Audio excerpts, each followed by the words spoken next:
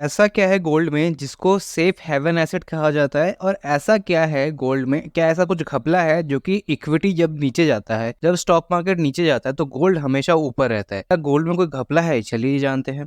और चलिए ये जानते हैं कि गोल्ड जो है वो सबसे सेफेस्ट और सबसे रिलायबल क्यों माना जाता है। मार्केट में सिल्वर है, डायमंड है जो उससे ज्यादा प्रीशियस है, और भी बहुत सारे मेटल्स है, बट गोल्ड ही क्यों? चलिए जानते हैं। तो इसका सिंपल सा रीजन, गोल्ड एक सेफ हेवन एसेट क्लास माना जाता है क्योंकि जब भी वॉर होगी, वर्ल्ड वॉर होगी, और जब भी ग्लोबल रिसेशन आएगा, इस टाइम पे कोई भी प्रॉब्लम नहीं आने वाली गोल्ड में। स्टॉक मार्केट नीचे जाएगा, म्यूचुअल फंड्स के यूनिट आपके नीचे जाएंगे, लेकिन गोल्ड का प्राइस हमेशा स्टेबल रहेगा क्योंकि जब भी स्टॉक मार्केट नीचे आता है रिसेशन के टाइम में या वर्ल्ड वॉर के टाइम में, everyone rush to invest in gold because gold काफी सेफ है। और इसके मेजर रीजंस क्या क्या है? ऐसा तो है ना, अब कल को अगर मैं गोल्ड की जगह सिल्वर में इन्वेस्ट करने लग जाऊं तो कल को सिल्वर ज्यादा हो जाएगा।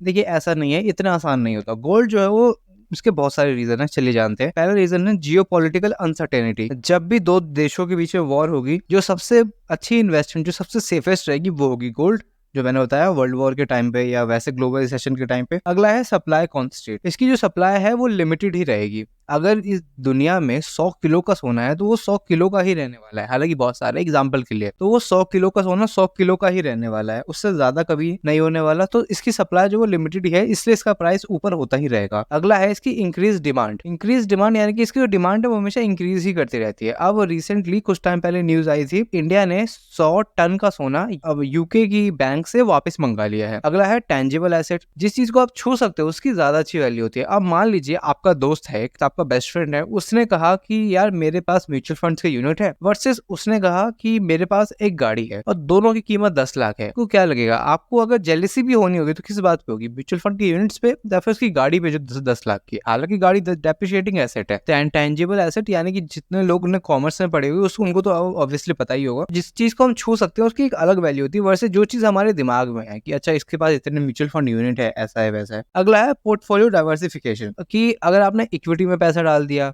म्यूचुअल फंड में पैसा डाल दिया, ईटीएफ में पैसा डाल दिया, फिर रिसेशन आया और मार्केट पूरा नीचे चला गया, स्टॉक मार्केट नीचे जाएगा, गोल्ड हमेशा ऊपर जाएगा। तो इससे अच्छा है गोल्ड में पैसा बना के रखो। गोल्ड में पैसा हर समय बनता रहेगा और पैसा हमेशा सेफ रहेगा। अगला है हिस्ट्री ऑफ मेंटेनिंग वैल्यू। ये एक बैकअप की तरह काम करता है। चलिए अब मैं आपको इंडिया की एक हिस्ट्री बताता हूँ। इंडिया में एक टाइम पे जब लिबरलाइजेशन नहीं आया हुआ था, उस टाइम पे, जिस टाइम पे नरसिम्हा राव जी की सरकार थी और मनमोहन सिंह जी हमारे फाइनेंस मिनिस्टर थे। पहली बात मैं बता रहा हूँ, यहाँ पे कोई भी पॉलिटिकल मुद्दा उठाने की बात नहीं चल रही है। ये हमारे देश की हिस्ट्री है जो आपको पता होनी चाहिए। ये हम में से किसी को नहीं पता होगी, मतलब लिटरली 10% लोगों को पता होगी। अगर आपको पता है तो आप कमेंट में लिख दीजिए यस आई नो। हमारे देश में भुखमरी हो गई थी। हमारे देश के पास सिर्फ 15 दिन का खाना बचा हुआ था। बाहर का कोई भी कंपनी हमारे इंडिया में नहीं आ रही थी, बिकॉज भाई ईस्ट इंडिया कंपनी ऑलरेडी लूट के ले चुकी थी, तो हमने आने ही नहीं दिया किसी कंट्री को, और हमारे पास पैसा आ ही नहीं रहा था कहीं से। ये सिचुएशन आउट ऑफ कंट्रोल हो गई थी, और ये सिचुएशन किसके हाथ में दी गई? मनमोहन सिंह जी के हाथ में दी गई कि भाई आप संभालो इस सिचुएशन को। तो नरसिम्हा राव जी ने ये सिचुएशन मनमोहन सिंह जी को दी हाथ में। मनमोहन सिंह जी ने हमारे देश का 300 करोड़ का, उस समय का 300 करोड़ का सोना यूके को रखा था, और बदले में हमें 300 करोड़ रुपए मिले थे, जिससे कि हमारे पास पैसा आया, हमारे देश की भुखमरी मिटना चालू हुई, और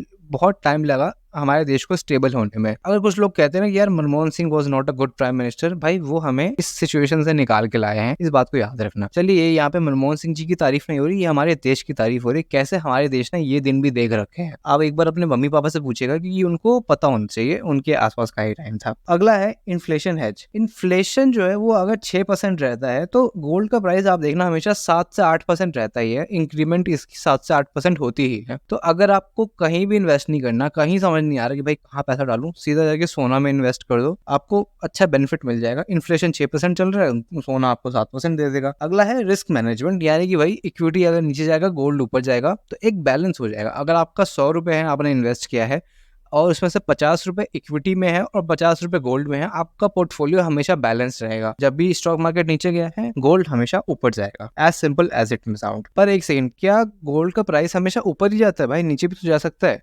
तो इसके पहले हम देख लेते हैं इसका प्राइस ऊपर कैसे जाता है। अगला पहला पॉइंट है expectation of high inflation bye investor, यानी कि जब भी इन्फ्लेशन होगा, जब भी कुछ भी होगा, लोग अपना पैसा गोल्ड में डालते हैं ताकि इससे एक्सपेक्टेशन बनी रहे कि हाँ भाई अब गोल्ड में डाला है तो भाई गोल्ड हमें हमेशा एक रिलायबल रहेगा। तो ये होता है कि लोग अपना जो इन्फ्लेशन है बीट करने एक स्टेबिलिटी के लिए गोल्ड में इन्वेस्ट करते हैं। अगला है पॉलिटिकल एंड सोशल अनस्टेबिलिटी। अगर किसी कंट्री में पॉलिटिकल और सोशल अनस्टेबिलिटी है तो एक सोना ही है जो उसको बचा के रख सकता है। हमारे पड़ोस में एक ऐसा देश है, हम उसकी बात नहीं कर रहे हैं, देश का जो सोना है वो उसका बैकअप बन के रहता है। देश का सोना हमेशा उसका बैकअप बन के रहता है, एक टाइम पे हमारे काम आवेगी जो मैंने। लेकिन ऐसा भी तो हो सकता है ना गोल्ड का प्राइस नीचे चला जाए। अब मान लीजिए स्टॉक मार्केट बढ़ते जा रहा है, बढ़ते ही जा रहा है, 1 रुपया 10 के बराबर होता जा रहा है, तो कोई सोचेगा कि हाँ मैं गोल्ड में इन्वेस्ट कर देता हूँ, मेरा 100 रुपया अगले साल 107 रुपया हो जाएगा। ऐसा कोई नहीं सोचेगा। अगर स्टॉक मार्केट बढ़ता जा रहा है तो कोई गोल्ड पे ध्यान ही नहीं देगा। स्टॉक मार्केट में बुल रन चल रहा है तो बेहतर है हम स्टॉक मार्केट में इन्वेस्ट करें। तो अगर मैं गोल्ड में कैसे इन्वेस्ट करते हैं उन सब के बारे में अगर मैं इसी वीडियो में बात करूंगा तो ये वीडियो बहुत लंबी हो जाएगी, इसलिए हम इसका एक पार्ट 2 लाएंगे। अगर इस वीडियो पे अच्छा रिस्पॉन्स रहा तो ये वीडियो रहेगा हमारे अगले वीडियो का टॉपिक। तो आप हमें कमेंट में बताइए कि आपको ये वीडियो चाहिए या नहीं। आप बस यस लिख दीजिए, मैं समझ जाऊंगा। और हम मिलते हैं अगली वीडियो में। हमारे चैनल को सब्सक्राइब करिए। इवन ये वीडियो आप अपनी फैमिली को भी शेयर कर सकते हैं, बिकॉज गोल्ड में इन्वेस्ट करना हमारी फैमिली की पहली पसंद होती है।